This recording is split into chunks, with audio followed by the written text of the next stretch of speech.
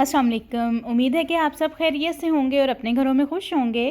तो आज मैं आपके लिए कड़ी पकोड़ा की रेसिपी लेके आई हूँ और मैं सब आपको टिप्स एंड ट्रिक्स बताऊँगी कि बेसन की क्वांटिटी कितनी हमने रखनी है जिससे हमारी जो कड़ी है वो बहुत ज़्यादा थिक भी ना हो जाए, गाढ़ी भी ना हो जाए और बहुत ज़्यादा पतली भी ना रहे।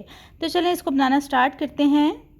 बिस्मिल्लाहिर्रहमानिर्रहीम। तो सबसे पहले कड़ी का मसाला तैयार कर लेंगे, जिसके लिए मैंने यहाँ पे हाफ़ कप जो है वो ऑयल का यूज़ किया है। ऑयल गरम हो गया है। अब इसके अंदर कुछ साबुत मसाले जाएंगे, जिसमें मैंने ज़ीरा लिया है हाफ़ टी स्पून, एक दालचीनी का टुकड़ा है और एक सब्ज़ इलायची है। 1 से 2 मिनट तक इसको कड़कड़ा लेंगे। और अब इसमें शामिल करेंगे प्याज। एक मैंने प्याज ली है दरमियाने साइज़ की, इसको बारीक बारीक काट लिया है। तो बस अब इसको फ्राई करेंगे जब तक ये ब्राउन नहीं हो जाता। प्याज ब्राउन हो गया है। अब इसके अंदर लहसुन अदरक का पेस्ट शामिल करेंगे। 1 टीस्पून मैंने लिया है।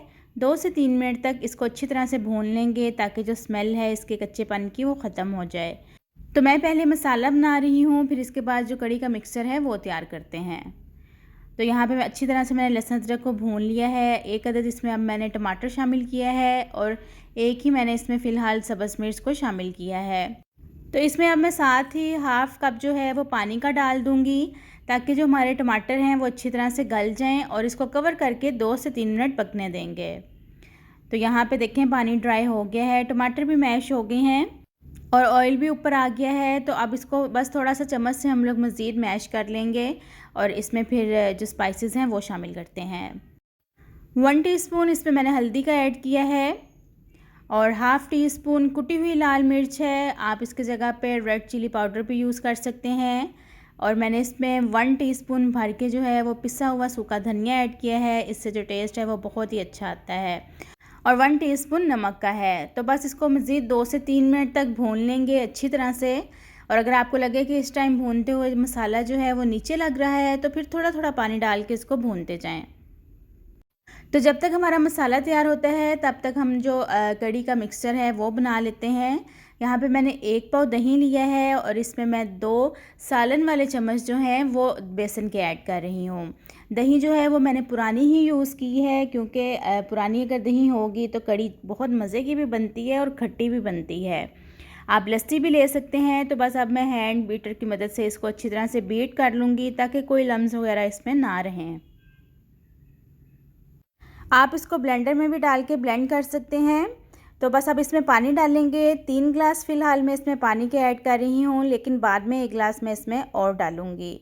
अच्छी तरह से मिक्स कर लेंगे ताकि जो बेसन वगैरह है वो सारा ही इसमें डिज़ोल्व हो जाए। कड़ी का मसाला तैयार हो गया है, अच्छी तरह से इसकी भुनाई भी हो गई है। आप देख सकते हैं ऑयल ऊपर आ गया है। जो हमने अब बेसन बना के रखा हुआ है वो इसमें शामिल करेंगे और साथ ही इसमें मज़ीद मैं 1 गिलास पानी का भी ऐड करूँगी। तो बस अब इसको कवर करेंगे और इसको अब तसल्ली से तकरीबन 1.5 घंटे के लिए मैं कुक करूँगी ताकि इसका जो टेस्ट है वो ज़्यादा अच्छा है। तो यहाँ पे बॉयल आना स्टार्ट हो गया है। चूल्हे को मैं अब मीडियम कर दूँगी और इसको कवर करके पकने देंगे। तो मैंने आपको दही और बेसन की परफेक्ट क्वांटिटी बताई है, इसी में कड़ी बनकर तैयार हो जाएगी। ना तो गाढ़ी ज़्यादा बनेगी और ना ही ज़्यादा पतली होगी। पकौड़ों के मिक्सचर की तरफ आते हैं। 4 अदद सब्ज़ मिर्चें हैं, थोड़ा सा धनिया है, 2 अदद प्याज हैं, 1 कप फ़िलहाल मैंने बेसन का लिया है और 3 अदद मैंने आलू लिए थे। कटिंग जो है वो मैंने प्याज की भी लंबाई रुख बारीक की है और जो आलू हैं उनको भी मैंने लंबाई में ही बारीक बारीक कट किया है। इस तरह जो पकौड़े हैं ना वो बहुत ज़्यादा क्रिस्पी बनते हैं और इसमें बेसन भी कम इस्तेमाल होता है। और अगर ज़्यादा बेसन वाले पकोड़े आप बनाएंगे ना तो वो फिर जो बेसन है वो अंदर से कच्चा भी रह जाता है। इसलिए मैं जब पकोड़े बनाती हूँ तो मैं बेसन की क्वांटिटी को थोड़ा कम ही रखती हूँ। और फिर ये है कि एक तो क्रिस्पी बहुत बनते हैं और जल्दी से तैयार भी हो जाते हैं। तो अब इसके अंदर चीज़ें ऐड करते हैं। सब्ज़ मिर्चें मैंने काट ली हैं वो इसमें ऐड कर दी हैं और साथ ही अब स्पाइसेस जो हैं वो आप शामिल कर लेते हैं। 1 टीस्पून इसमें मैं नमक ऐड कर रही हूँ। आप अपने टेस्ट के मुताबिक नमक कम ज़्यादा कर सकते हैं। 1 टीस्पून ही इसमें पिसा हुआ सूखा धनिया जाएगा और हाफ़ टी स्पून कुटी हुई लाल मिर्च मैं ऐड कर रही हूँ, क्योंकि मैंने सब्ज़ मिर्चें जो हैं वो काफ़ी ज़्यादा इसमें डाली हैं। और साथ ही इसमें हाफ़ टी स्पून मैं चाट मसाला ऐड कर रही हूँ। बहुत ही मज़े का फ्लेवर आता है इससे भी। हाफ़ टी स्पून हल्दी का है, 1 टीस्पून ज़ीरा इसमें ऐड करेंगे और साथ ही इसमें अजवाइन डालेंगे। हाफ़ टी स्पून मैंने अजवाइन ली है और इस तरह इसको हाथों से मसल के इसमें शामिल करेंगे। अब बारी है इसमें बेसन शामिल करने की, तो 1 कप मैं भर के इसमें बेसन का शामिल करूँगी।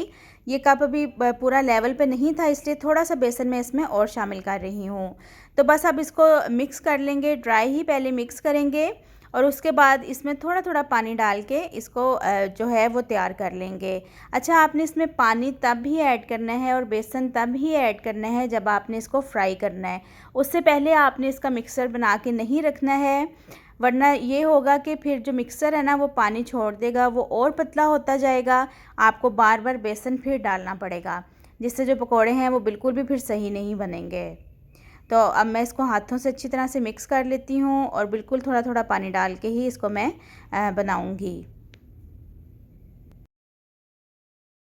पकोड़ों का मिक्सचर तैयार हो गया है, तो आप देखें कितना कम इसमें बेसन जो है नज़र आ रहा है। तो अब इनको फ्राई कर लेते हैं। ऑयल को मैंने पहले ही से प्री हीट कर लिया है और अब इसको मैं मीडियम फ्लेम पे ही फ्राई करूँगी। अगर आपने अभी तक मेरे चैनल को सब्सक्राइब नहीं किया है तो मेरे चैनल को सब्सक्राइब कर दें और बेल आइकन के बटन को लाजमी प्रेस कीजिएगा ताकि मेरी हर नई आने वाली वीडियो का नोटिफिकेशन आपको मिल सके। तो पकोड़े यहाँ पे फ्राई हो रहे हैं, बस अब इनकी मैं साइड चेंज कर रही हूँ। ऑलमोस्ट ये डन है, इनको अब निकाल लेते हैं। तो देखें कितना अच्छा इन पे गोल्डन ब्राउन सा कलर आ गया है। तो बाकी के भी सारे जो पकोड़े हैं वो सेम इसी तरीके से ही फ्राई करते हैं। कड़ी भी हमारी ऑलमोस्ट अब जो है वो डन हो गई है, तो वो भी मैं आपको दिखा देती हूँ। तो देखें कड़ी यहाँ पे पक रही है। अब तो देखें इसकी जो क्वांटिटी है वो भी बहुत थोड़ी रह गई है, मतलब पक पक के हाफ़ ही हो गई है। अब बस मैं इसको एक बॉल में निकाल रही हूँ। तो मैंने बहुत ज़्यादा इसको गाढ़ा नहीं रखा है क्योंकि अभी इसमें पकोड़े भी शामिल होने हैं और फिर ये पड़ी भी रहेगी तो थोड़ी सी गाढ़ी भी हो जाती है। तो बस अब इसमें पकोड़े शामिल करते हैं और उसके बाद फिर जो है वो तड़का तैयार करते हैं। तो यहाँ पे पैन में मैंने ऑयल ले लिया है, हाफ़ कप मैंने ऑयल का लिया है और इसमें 1 टीस्पून मैंने भर के ज़ीरा ऐड किया है।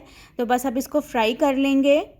तो यहाँ पे हमारा जो ज़ीरा है वो कड़कड़ाया गया है, तो इसके अंदर अब सब्ज़ मिर्चें मैं शामिल कर रही हूँ और साथ ही धनिया जो है वो भी मैंने शामिल कर दिया है। तो बस थोड़ी देर इसको पकाएंगे और उसके बाद जो तड़का है वो तैयार है। तो बस अब कड़ी में इसको डालते हैं। तो बहुत ही ज़बरदस्त और मज़ेदार सी हमारी कड़ी बनकर तैयार हो गई है और आप इसको रोटी के साथ खाएं, बॉइल्ड राइस के साथ खाएं, खाने का बहुत ही मज़ा आएगा।